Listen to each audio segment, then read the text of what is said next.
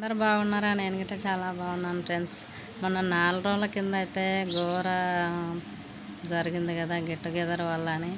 ఆ get together పెట్టుకున్న కాంచి తన భర్తతో రోజు గొడవడడం, లాస్ట్కి వస్తే పిల్లలకు విసగించి చంపడం జరిగింది కదా 4 రోజుల కింద. గెట్ టుగెదర్ పెట్టుకోవడం వల్ల చాలా ఎంజాయ్ అనిపిస్తుంది, కానీ ఇలా చేయడం తప్పు కదా. అసలు ముగ్గురు పిల్లలను ఎట్లా చంపాలనిపించిందో ఆమెకు అర్థం కావట్లేదు, కానీ చాలా ఘోరం. 10 ఏళ్ళ పరిచయం కోసం 100 ఏళ్ళ జీవితం ఆగం చేసుకున్నట్టే కదా. ఆమెకి ఏమొచ్చినట్టు అసలు అందరు చీచి అంటుండే. ఇంకోరన్నా గెట్ టుగెదర్ పెట్టుకోవాలన్నా కూడా అవసరమా అని చెప్పి అంటుండే. మేము గిట్లా 2003లో మా 10th అయిపోయింది. 2020లో గెట్ టుగెదర్ పెట్టుకున్నాం మా క్లాస్ పిల్లలందరూ కలిసి. చాలా సరదాగా ఉన్నాం మేమందరం. అసలు ఆ రోజు ఎంత సంతోషం అనిపించిందంటే 20 సంవత్సరాల తర్వాత కలుసుకున్నాం అంటే చాలా సంతోషం అనిపించింది మాకు. టీచర్స్, సార్ వాళ్ళు అందరూ వచ్చారు. చాలా సంతోషంగా మేమైతే గెట్ టుగెదర్ జరుపుకున్నాం.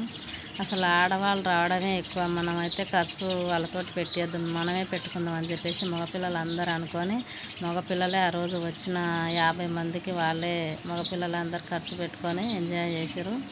మేమందరం చాలా సరదాగా ఉన్నాం. అట్లా ఉండాలి గెట్ టుగెదర్ పెట్టుకుంటే, కానీ ఇట్లాంటివి అనేది ఉండకూడదు ఫ్రెండ్స్.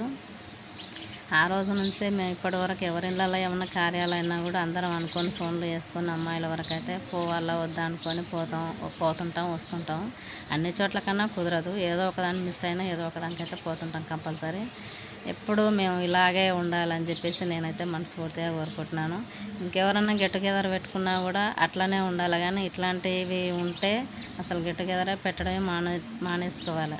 పెట్టుకుంటే అందరూ ఎప్పుడు కలుసుకోవాలి, మంచిగా ఉండాలి. ఎందుకంటే ఇప్పుడు 20-30 సంవత్సరాల తర్వాత ఇప్పుడు అలా చేసుకుంటే ఏమన్నా వస్తుందా? ఏం రాదు కదా, చెడ్డ పేరు తప్ప. అందుకే కలుసుకోవాలి, అందరూ హ్యాపీగా ఉండాలి, మంచిగా ఉండాలి. ఓకేనా ఫ్రెండ్స్? నేనైతే మా గెట్ టుగెదర్ది వీడియో పెడతా, చూడండి మీరే.